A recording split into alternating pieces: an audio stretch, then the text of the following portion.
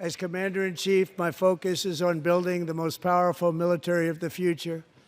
As a first step, I'm asking Congress to fund a state-of-the-art Golden Dome missile defense shield to protect our homeland, all made in the USA.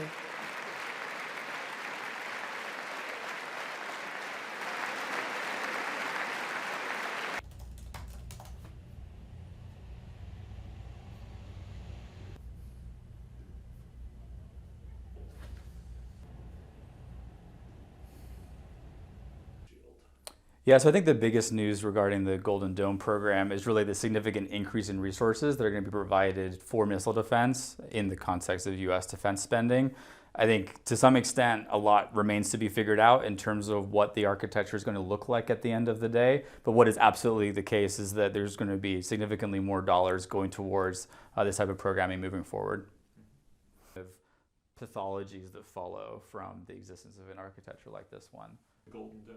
Yeah, so there is a historical precursor to what we're seeing now, when it is Star Wars during the Reagan administration. And there are echoes of that program and what's being proposed. I think that the use of the space domain to actually host the interceptors and delivery platforms for those interceptors does hark back to that period. But as I mentioned before, that's a very hard physics problem that requires that we deal with things like orbital mechanics that we don't have to deal with the current layered architectures. And I think more generally, thinking about space as a domain that has a pretty core security purpose is something of a sea change. So traditionally we've used space for intelligence, surveillance, reconnaissance capabilities, and now we're actually talking about assets that will be, living inside of space and performing a core, defensive purpose.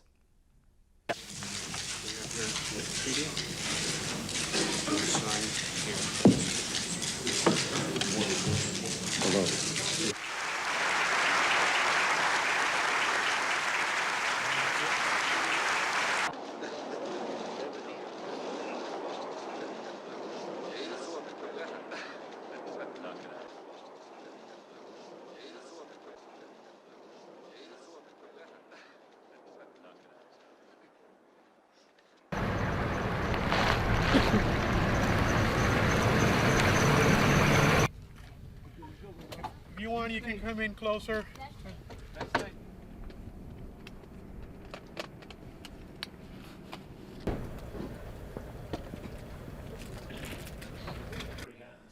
Yeah, so the program that's been proposed is a significant change in our kind of missile defense footing. So missile defense traditionally was really focused on taking care of those 1 to 10s of warheads emanating from North Korea or Iran, and not a China or a Russia. And so really we're kind of changing the types of scenarios that we're trying to deal with using these missile defense assets. And so really, we've got tens of systems deployed in places like Alaska, Vandenberg, et cetera. It's not going to be anywhere close to the scale that's being talked about inside of the Golden Dome program, in a world in which we can't do a whole bunch of other things well. So to speak to the trillions for this to actually be deployed. Yeah. Russia. Yeah, so there are significant concerns in both Beijing and Moscow around the U.S. investment in missile defense. That has been true since 2002, when America left the ABM treaty. I think that ultimately what they fear, and what a lot of strategists fear who work on deterrence issues, is that there's kind of an incentive to potentially be more aggressive, given that you have this missile defense shield to fall back on. And so that's something that a lot of scholars and theorists are worried about. Indeed, this is timely. Dick Garwin just passed. One of his primary arguments with presidents over the last 5 decades has been really focused on the destabilizing consequences of building systems such as this.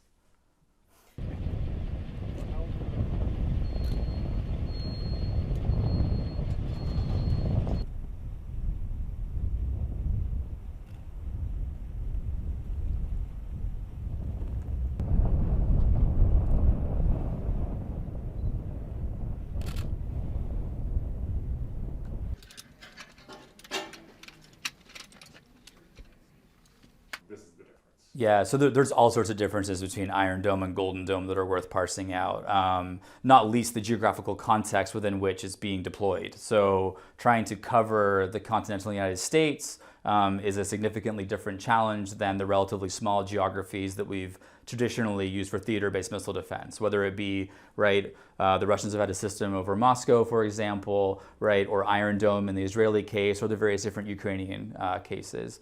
And so the geography is different. Also, the types of systems that it's defending against is also significantly different. Let's just take speed, for example, right? Scuds emanating from,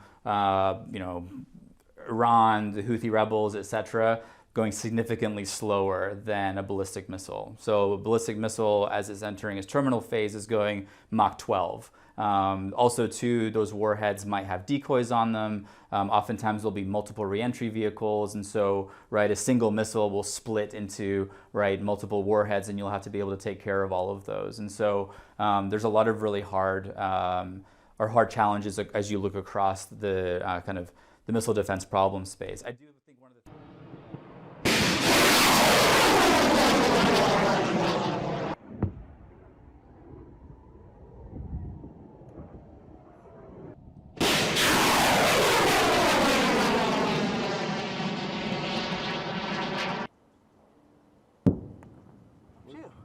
Voy por la Leno.